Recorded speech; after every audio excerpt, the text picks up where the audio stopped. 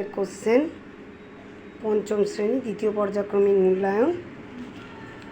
Time 1 ঘন্টা, পূর্ণমান 30।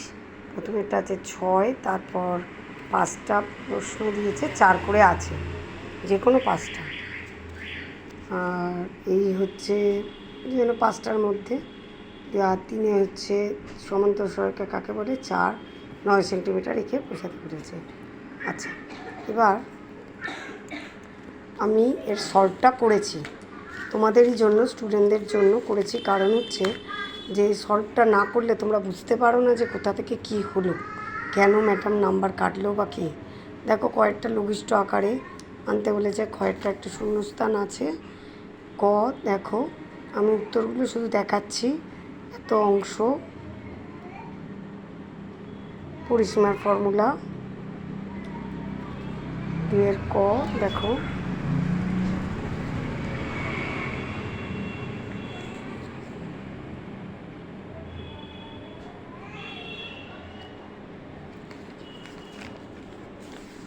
উত্তরটা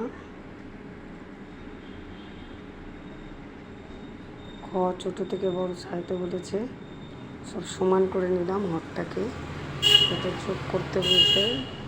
এবার দেখো, এটা সিম্পল যোগ।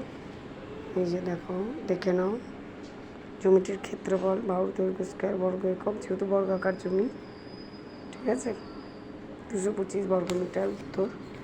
এবার দেখো, অঙ্কের ভাষায় সমস্যাটি হলো বিয়োগ করতে হবে।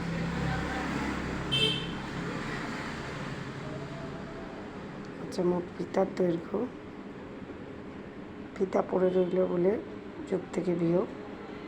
আচ্ছা, এবার 6 অঙ্কটা দেখো, জমিটির প্রস্থ হলো, ক্ষেত্রফল ভাগ দৈর্ঘ্য দিলেই হয়ে যাবে 17 মিটার। দেখে নাও।